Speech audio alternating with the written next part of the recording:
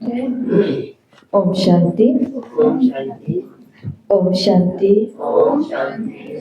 आज हमारी भट्टी का दिन है 75 और आज की मुरली है 11 अप्रैल 1982 की। व्यर्थ का त्याग कर समर्थ बनो।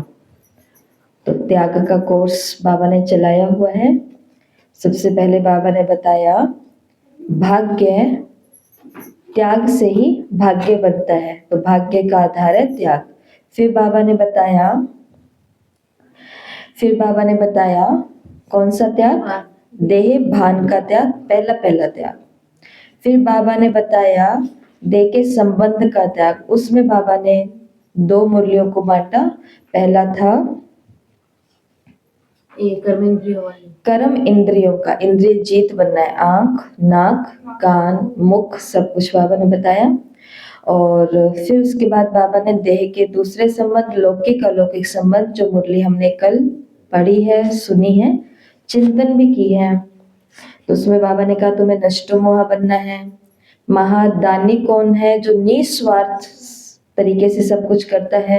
वरदानी कौन है? जो अपने खजानों को, माना ज्ञान, गुण, शक्तियां, उनको दूसरों को बांटता है। और महात्यागी कौन है? जो नष्टो मोह है, ना किसी से घृणा होती है, ना किसी से लगाव और झुकाव है, क्योंकि दोनों ही कंडीशन में बाबा से तो हमारी दूरी बन ही रही है। आज का जो त्याग है वो है संकल्पों का त्याग, जिसमें बाबा कर्म, विकर्म, कुकर्म, व्यर्थ कर्म, साधारण कर्म सब कुछ बताने वाले हैं। हम ब्राह्मणों के लिए आज की मुरली एक बहुत बड़े ऑपरेशन की तरह होने वाली है। इसके लिए बाबा ने मुरली के अंदर बोला कि आजकल दुनिया में कौन सी भाषा बोलते हैं? चालू भाषा बोलते हैं। ऐसे ब्राह्मणों की भी भाषा कौन सी हो गई है? चालू भाषा हो गई है। जैसे कि ये संकल्प तो चलते ही हैं, मैंने यही तो किया ना, ये तो किया नहीं ना, किसी का नुकसान तो नहीं किया ना, मैंने तो सिर्फ बोला ना। तो बाबा ने कहा ये कौन सी भाषा है? चालू भाषा है। चालू के भी 2 मतलब हो सकते हैं। एक चालू भाषा मतलब चलाने के लिए, और दूसरा चालू भाषा, चालू मतलब चालाक की। तो मुरली के अंदर ऐसा है। तो सुनते हैं बाबा के महावाक्य। सबसे पहले आज बाबा किन बच्चों से मिलने के लिए आए हैं? सन्यासी आत्माओं को देख रहे हैं। तो आज बाबा किनको देख रहे हैं? सन्यासियों को, जिन्होंने किसका सन्यास किया है? विकर्मों का सन्यास किया है।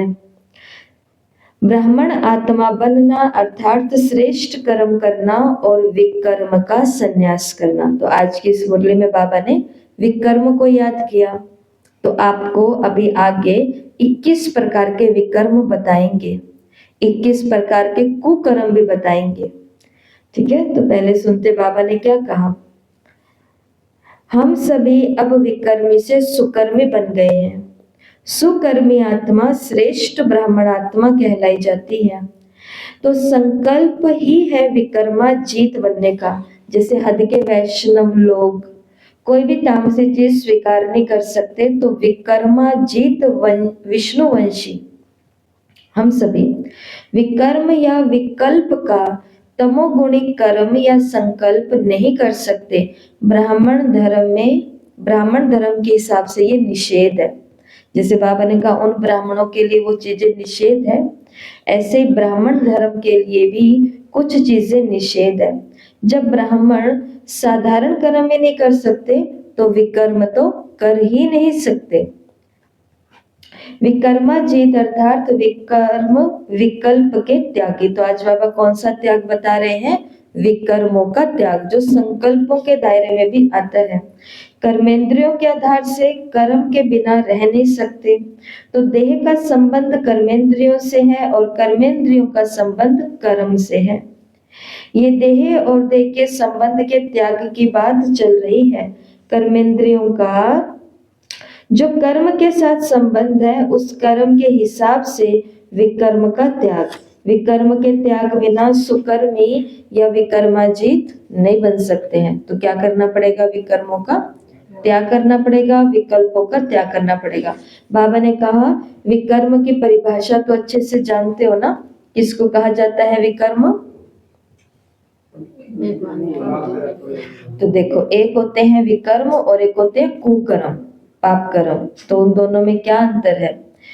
तो विकर्म जो होते हैं उसका अर्थ है सूक्ष्म अशुद्धि से प्रेरित जो कर्म होते हैं, अंदर में कुछ अशुद्धि चल रही है, उससे प्रेरित जो कर्म होते हैं वो होते हैं विकर्म। और कुकर्म क्या होते हैं? जो जानबूझ करके किए गए पाप कर्म होते हैं, वो होते हैं कुकर्म। विकर्म के पीछे इरादा क्या होता है? तो विकर्म जो होते हैं ना, वो या तो अनजानेपन में होते हैं या फिर होते हैं पिछले हमारे जो बने हुए हैं आत्मा के संस्कार कमजोरी के, तो कमजोरी से प्रेरित होते हैं। और कुकर्म कैसे होते हैं? कुकर्म पूरी जागरूकता के साथ होते हैं, कुकर्म पूरे इरादे के साथ होते हैं, पूरी प्लानिंग के साथ होते हैं। फिर विकर्म करने वाले को क्या जागरूकता रहती है, कुकर्म करने वाले को क्या जागरूकता रहती है? तो विकर्म करने वाला जो होता है ना, उसको कम जागरूकता होती है, लापरवाही में वो करता है विकर्म, क्योंकि वो आदी है, उसको लत पड़ी हुई है, संग है, संस्कार है। और जो कुकर्म करने वाला है वो नुकसान करेगा, गलत कार्य करेगा, वो पूरी जागरूकता के साथ करेगा, किसी के साथ भी मिल करके, किसी के साथ भी कुछ भी। विकर्म का उदाहरण क्या है? विकर्म मतलब गपशप करना, विकर्म का मतलब है व्यर्थ सोचना भी विकर्म है। कुकर्म किसे कहते हैं? किसी को धोखा देना, हिंसा करना, चोरी करना, ये सभी क्या है? कुकर्म है। लास्ट में विकर्म का और कुकर्म का परिणाम क्या क्या होता है? तो विकर्म का परिणाम ये होता है कि आत्मा कमजोर रह जाती है। बाबा के बच्चे हैं, किसी भी धर्म के हैं, किसी भी जाति के हैं, किसी भी कुल के हैं, बाप कोई भी है, माँ कोई भी है, खुद कोई भी प्रोफेशन के कुछ भी है, लेकिन विकर्म करने वाली आत्मा जो है वो क्या हो जाती है? कमजोर। कमजोर, वो उसको भी नहीं पता कि मैं कमजोर क्यों होता जा रहा हूँ। और कुकर्म करने वाली आत्मा का क्या परिणाम होता है? उसको गहरा दुख और आध्यात्मिक गिरावट में वो आता है।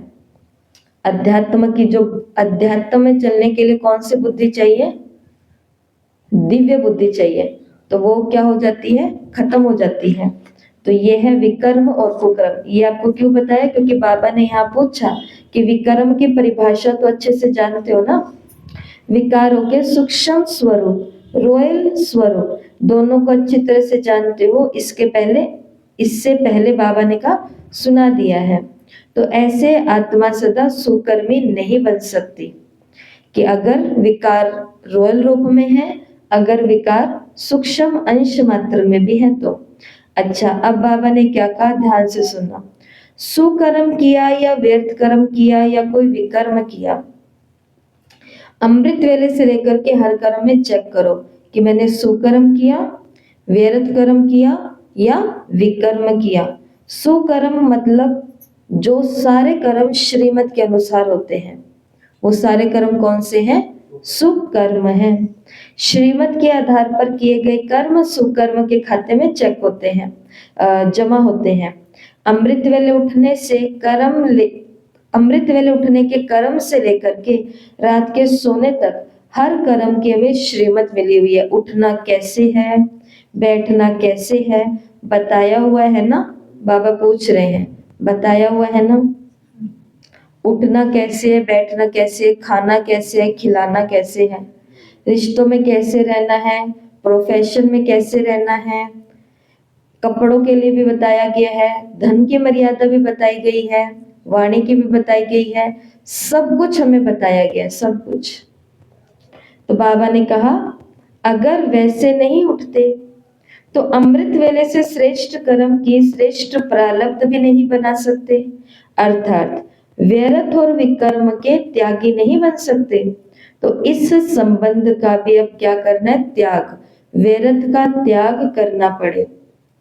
कोई ऐसा बोल तो नहीं बोला, लेकिन व्यर्थ बोल समर्थ बनने नहीं देते।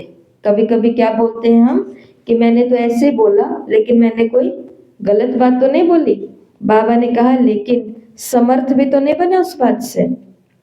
ऐसे बाबा ने आगे मुरलियों में बताते हुए कहा कि अब अपने व्यर्थ और साधारण दोनों बातों पर अंडरलाइन करो कि केवल जो व्यर्थ जा रहा है उस पर ही नहीं, लेकिन जो साधारण है। अलबेलेपन का त्याग करो, और बाबा ने कहा क्या ब्राह्मण आत्मा इस रंगमंच पर कोनो हीरो हीरोइन पाटधारी हो, ऐसे बोलते ना, हीरो हीरोइन पाटधारी है। तो बाबा ने कहा हीरो हीरोइन पाटधारी आत्मा का एक एक सेकंड, एक एक संकल्प, एक एक बोल, एक एक कर्म हीरे से भी ज्यादा मूल्यवान है। अगर एक संकल्प भी व्यर्थ हुआ तो जैसे कि हीरा गवाया। अगर कीमती से कीमती हीरा किसी का गिर जाए, खो जाए, तो वो सोचेगा ना कि कुछ गवाया। ऐसे एक हीरे की बात नहीं है, अनेक हीरों की कीमत एक सेकंड से है, इस हिसाब से सोचो। फिर आगे बाबा ने कहा जैसे भगत लोग ये कहते हैं ना कि एक सेकंड का हमें दर्शन दे दो, तो वो दर्शन समय की वैल्यू को बताता है, वरदान संकल्प की वैल्यू को बताता है।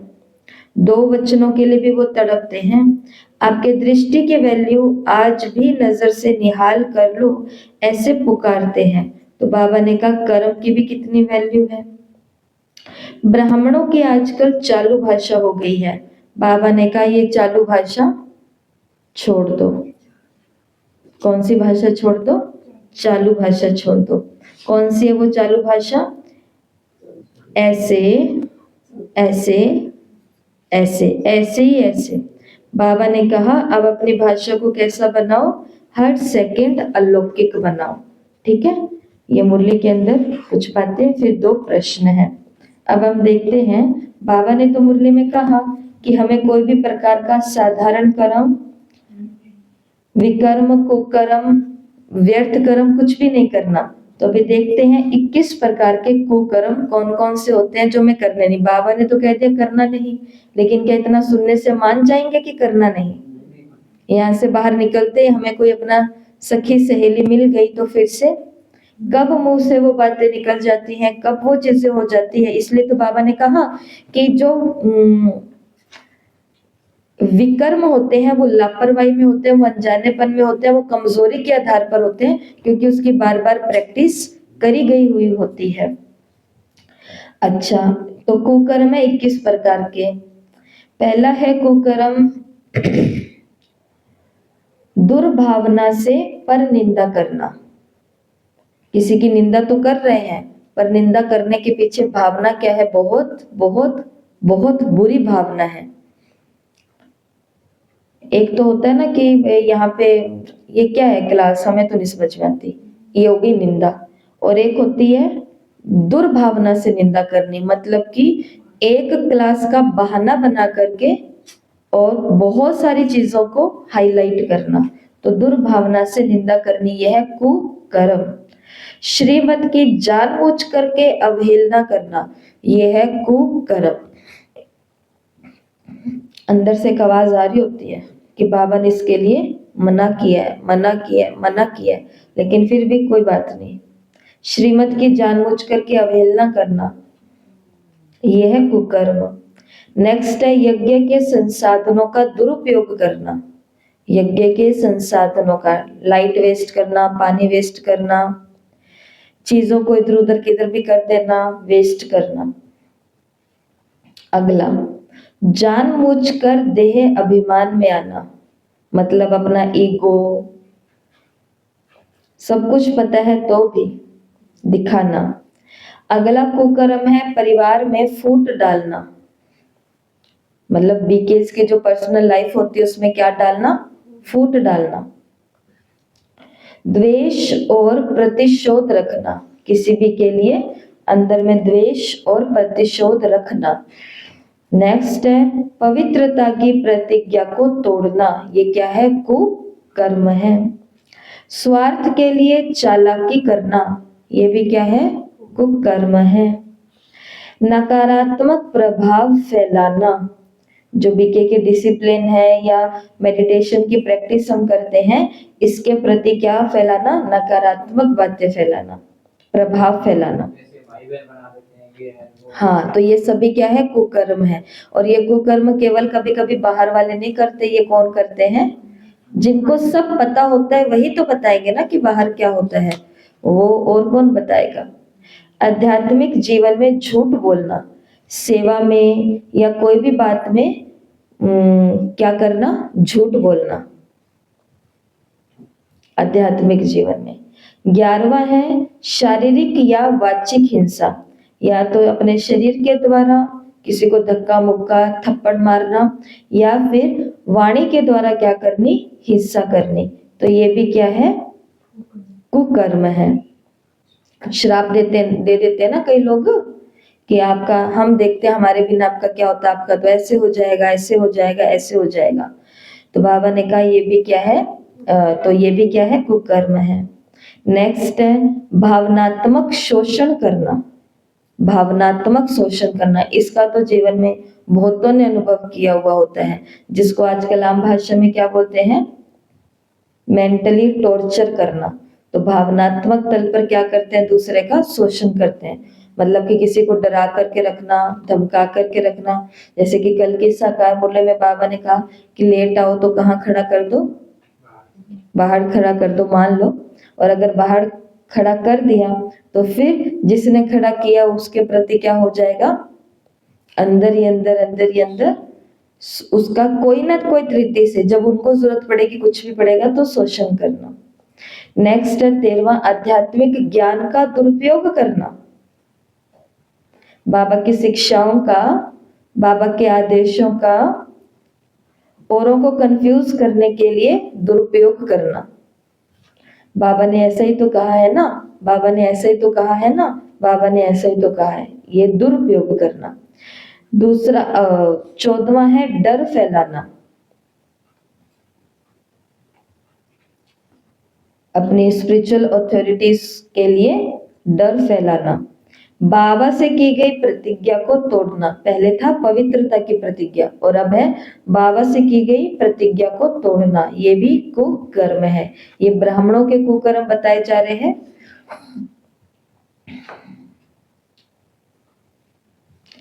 अगला है आर्थिक कदाचार। पैसे के बारे में बातें कुछ भी बनाना, कुछ भी फैलाना, इसको बोलते हैं आध्यात्मिक कदाचार। 17वां है सेवा में फूट डालना। सेवा में फूट डालना, सेवाधारियों को भी एक दूसरे के लिए भड़का देना, फूट डालना, वो आपके लिए ऐसा कह रहे थे, वो ऐसा कह रहे थे। तो ये भी कुकर्म है, क्योंकि हम भूल जाते हैं कि सेवा करने वाले कौन है, सेवा जहां पर की जा रही है वो स्थान कौन सा है, और सेवा जिनके द्वारा दी जा रही है वो कौन है, भूल जाते हैं। अगला कुकर्म है पाखंड। कौन सा पाखंड, कि हम बीके के प्रिंसिपल को फॉलो करते हैं, ऐसा सबको लगता है, लेकिन चल क्या रहा है, खुद का ही कोई ना कोई काम चल रहा है। इसे बोलते हैं पाखंड करना, प्रिटेंड करना। 19वां है बाबा के शिक्षाओं की आलोचना करना। बाबा की मुरली या बाबा की जो श्रीमत है ना, उसके लिए डाउट फैलाना, क्वेश्चन करना, इस ये भी क्या है, एक कुकर्म है। बाबा ने जो कह दिया वो बाबा ने कह दिया। 20वां है विश्वासघात करना।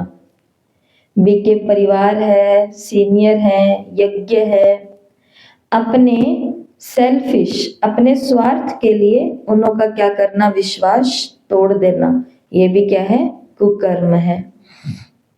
लास्ट अशुद्धता को बढ़ावा देना। बीके परिवारों के अंदर अगर कोई बातें कहाँ नहीं होती है, बातें सब जगह होती है, पर बातों को छोड़ना भी तो होता है ना कहीं जा करके, पर छूटती नहीं है बातें। इसलिए यहाँ पर क्या है, जो बिहेवियर है, विचार है, एक्शन है, जो हमने कुछ ना कुछ देख लिया बीके परिवार में, तब उसको बढ़ावा देने का कोई भी काम नहीं करना है। उस दिन बाबा ने कितनी सुंदर बात करी कि जानने में तो बच्चे बहुत होशियार बन गए हैं कि ये रोंग है, ये है, ये है, ये है। बाबा ने कहा पर जान करके परिवर्तन क्या किया, परिवर्तन तो कुछ नहीं किया, इसलिए उनको बढ़ावा नहीं देना। बढ़ावा, अशुद्धता को बढ़ावा देना। कुछ गलत हो रही है तो भी हाँ कि वो चल रहा है, करण दीवाने सेंटरों में चलता है, ऐसे करना नहीं, उसको बढ़ावा मत देना, उस अशुद्धता को वहाँ मिटाना, वहां पर मिटा देना उसको, ना बाहर फैलाना, ना उस स्थान को हाँ हाँ राइट। इसका मतलब ये है अशुद्धता को बढ़ावा नहीं देना। इसका मतलब है कि अगर कोई काम यहाँ गलत हो रहा है, कोई एक्शन, राइट, ये है, मैंने गलत बताया, अगर कोई बिहेवियर है जो अपवित्र है, इम्प्योर है स्वभाव, विचार है यहाँ वालों के वो भी अपवित्र है, एक्शन है बीके फैमिली के वो भी अपवित्र है। ऐसा कुछ भी हम अशुद्धता को देखते हैं तो इसको बढ़ावा दे रहे हैं अगर हम कि हाँ कुछ नहीं होता, कुछ नहीं होता, करो हम तुम्हारे साथ है, अरे इतना तो चलता ही, अरे ऐसा तो होता ही है, अरे कुछ नहीं होता, ये बाबा ने कहा है, ये है, इसको बढ़ावा देना ये क्या है, कुकर्म है। तो बढ़ावा नहीं देना है, ऐसी हमने बात की। देते हैं ना बढ़ावा गंदे कामों को, गलत कामों को, एक के साथ दो, दो के साथ चार, चार के साथ 10 मिलकर के बढ़ावा देने को। भीड़ कैसे इकट्ठी होती है, कमाल की बात ये है, खत्म करने के लिए कोई नहीं आता है लेकिन बढ़ावा देने के लिए सब आ जाते हैं। ठीक है जी, तो ये है यहाँ पर, ये कुकर्म की लिस्ट है। अब कुकर्म से बचा कैसे जाएगा, तो कुकर्म से बचने के लिए स्टे इन सोल कॉन्शियसनेस, आत्म अभिमानी स्थिति में रहना पड़ेगा, फॉलो श्रीमत, श्रीमत का पालन करना पड़ेगा, प्रैक्टिस ट्रांसपेरेंसी, मतलब कि हमें पारदर्शिता का अभ्यास करना पड़ेगा कि मैं जो अंदर हूँ वही मैं बाहर हूँ, मैं जो बाहर हूँ वही मैं भीतर हूँ, मैं एक ही हूँ जो आपको दिख रही हूँ, मैं अलग अलग नहीं हूँ। तो क्या अभ्यास करना, ऑनेस्टी, हाँ इसको मतलब ये बोलेंगे ना अपनी ईमानदारी का, सच्चाई सफाई का। ठीक है, तो ये है। अब आपको बता देते हैं थोड़ा सा 5 मिनट में कि विकर्म कौन से होते हैं। ये तो थे कुकर्म, विकर्म होते हैं, जल्दी जल्दी बोलूंगी, व्यर्थ विचार विकर्म है, निर्णयात्मक दृष्टिकोण विकर्म है, मतलब जजमेंटल, हर एक पर जज सर्टिफिकेट दे देना विकर्म है, सूक्ष्म अहंकार रखना अपनी पोजीशन का, अपने आध्यात्मिक ज्ञान का, अपनी पवित्रता का, तो ये भी क्या है, विकर्म है। भूमिका से लगाव कि मैं अभी कौन से टास्क कर रही हूँ, क्या कर रही हूँ, उससे लगाव और उसके चक्कर में विकर्म होंगे। पर निंदा करना विकर्म है, किसी की कमजोरी का या किसी का कुछ हो गया है तो उसकी।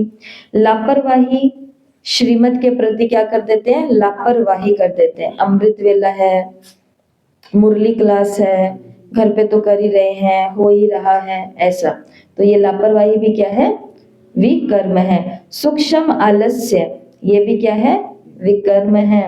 व्यर्थ बोल विकर्म है।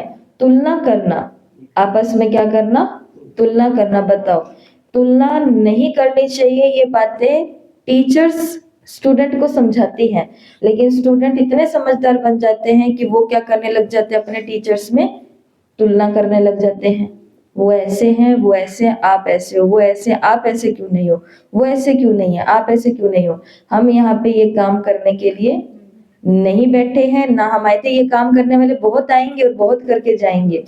तो तुलना नहीं करनी हमें किसी के साथ भी अपनी आध्यात्मिक प्रोग्रेस की, क्योंकि सबके, आप देखो यहाँ पर ये जितने भी माताएं बहनें भाई बैठे हैं, सबकी घर जाते कर्म कहानी अलग अलग है, पेपर भी अलग अलग है, जिंदगी भी अलग अलग है, जिंदगानी भी अलग अलग है, तो हम किसी से भी किसी की तुलना नहीं कर सकते हैं। तो ये भी एक पाप, बाबा ने कहा विकर्म है, कंपेयर करना। अच्छा, अगला है आध्यात्मिक घमंड रखना। कौन सा आध्यात्मिक घमंड रखना, एक तो होता है मैं ज्ञानी आत्मा, मतलब कि हाँ मुझे पता है, मैंने पढ़ लिया सब, मुझे पता है, और एक होता है मुझे ही पता है, ये होता है घमंड। तो बाबा ने कहा I am better, I am more knowledgeful, तो बाबा ने कहा ये तो मतलब ये है विकर्म। अगला 11वां है स्थिरता की कमी, स्थिरता है ही नहीं, अमृत वेले में भी रेगुलर नहीं है, मुरली में भी रेगुलर नहीं है, योग की क्लास में भी रेगुलर नहीं है, तो फिर क्या बनते, क्या है, ये भी एक विकर्म है।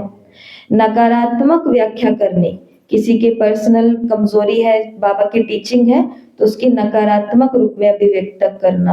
आत्मिक समृद्धि की कमी में रहना, ये भी विकर्म है। संबंधों में अशुद्धता, जो हमने बताया ना कि हमारे जो रिश्ते बने हैं वो केवल सेवा के लिए बने हैं, उसके अलावा हमारा रिश्ता किसी भी काम का नहीं है, तो लेकिन उसमें भी क्या आ जाती है, अशुद्धता आ जाती है। संसाधनों का दुरुपयोग करना, फिर से ये भी मतलब हमें जो टाइम मिला है हमें जो मनी मिली है, हमें जो फैसिलिटीज मिली है बहनों को भी, तो उसका क्या करना, दुरुपयोग करना,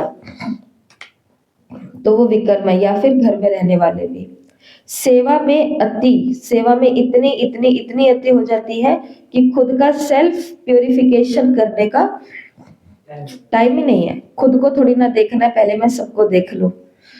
सबको देख करके भी जीरो हो जाएंगे जब तक खुद को नहीं देखेंगे, और जब खुद को देख करके औरों को देखेंगे तो फिर उनमें भी अच्छा असर पड़ेगा। 17वां है मन मुटाव रखना।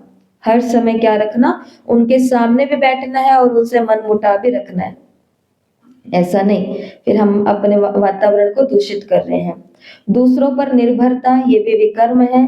प्रशंसा की इच्छा रखनी, सेवा तो कर ली, प्रयत्न तो कर लिए, लेकिन उधर से कुछ आया ही नहीं, उधर से कुछ आया ही नहीं। आया नहीं का मतलब है पूरा का पूरा फल मेरे को मिल गया, और आ गया तो भी बहुत अच्छी बात है, बाबा ने तो मेरे को अप्रिशिएट करवाया ना।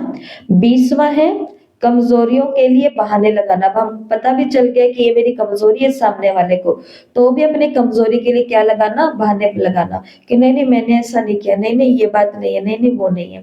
और 21वां है प्रतिज्ञाओं को ना निभाना। जो हमने बाबा से कमिटमेंट की है, यज्ञ से कमिटमेंट की है, अपनी दीदी से कमिटमेंट की है, वो प्रतिज्ञाओं को ना निभाना, ये भी क्या है, विकर्म है। और इसके लिए अब कैसे निकले इन विकर्मों से बाहर, तो उसके लिए क्या करना पड़ेगा, डेली चेकिंग करनी पड़ेगी रेगुलर बेस पर कि आज पूरे दिन में मेरी कमी क्या क्या रही।